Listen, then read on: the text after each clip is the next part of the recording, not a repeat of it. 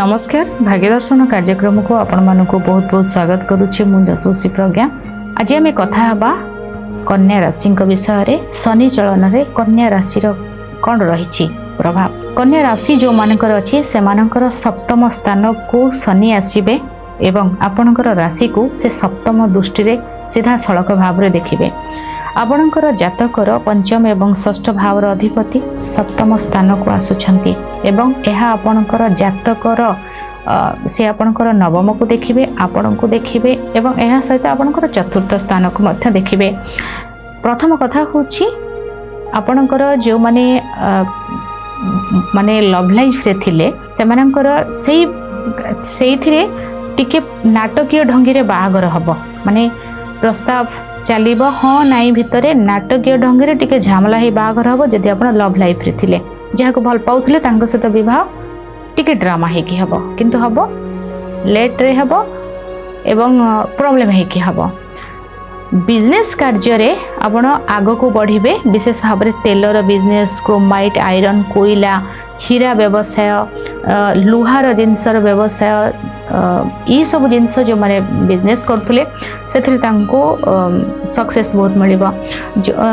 जोठी आपणकर ऑलरेडी आपण विवाह करि सारी छंती से जगह रे कोनोसी टिके मत माने बुझावणा रे टिके अभाव रहिबो। जदि बुझावणा को आपण ठीक करूछंती तबे ठीक अछि, चेष्टा करिवे।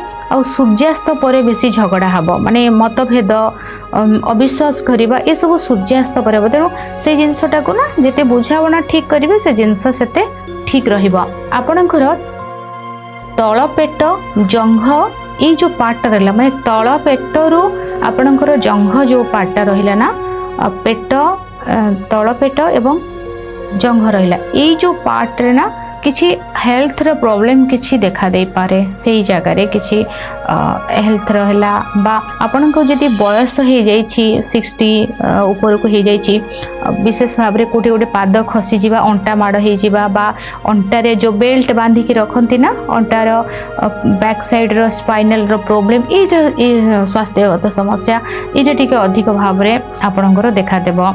कोनोसी भाव रे जते ना आपण जदि बिजनेस करूछंती ना टिके देखि चाहि कि स्मूथ माने किछि झगड़ा सब न हबो, ए प्रॉब्लम न हबो, ए ऊपर आपण देखि चाहि कि आपण कार्य करिवे। आपणकर हेल्थ को ना आपण जते शनि होउछंती ना जते प्राणायाम और योगा करिवे सेते शनि ठीक हेबे। ठीक अच्छे आपणकर संतान को नहीं आपण टिके टिके चिंता भितर रहिबे, कारण पंचम अधिपति सप्तम स्थान को जाउछंती। सप्तम एक मारक स्थान, तो पिला मानकर कैरियर को नहीं चिंता रहिबो। पिला माने कोठी रहिले, केमती खाइले, कोन करले, कोन करूछंती। जो माने माँ बापा माने टिके पाखरे रहिले भाबे चिंता हबो, दूर को गले भी पिला मानक पई चिंताटा मन भितरे रहिबो। कौन करेंगे ये 2.5 वर्ष आपण गृह को शनिंकर ही दृष्टि रहिबो, तेणु ऑलरेडी माने 2.5 वर्ष रहिबो। तेणु आपण कौन करेंगे आपणकर पंचम भावर अधिपति एवं षष्ठ भावर अधिपति सप्तम गले जिते षष्ठ भावर अधिपति सप्तम स्थान को आसंती यह ठीक नुहे, कारण एटा गोटे त्रिक जगह सप्तमटा केंद्र किंतु ता सहित मारक जगह मध्य। तेणु कौन करेंगे आपण प्रथमे तो निजर शरीर ठीक रखिबा पाई आपण शरीर को आपण लग्न माने आपण कन्या राशि ना आपण देखुछंती ना, तो आपण सब बेले जेते फिट रहिबा को चेष्टा करिवे। योगा प्राणायाम और खाद्य उपरे नियंत्रण रखिबे, जोटा खाद्य देह पई भलो सेटा करिवे और प्राणायाम योगा करिवे।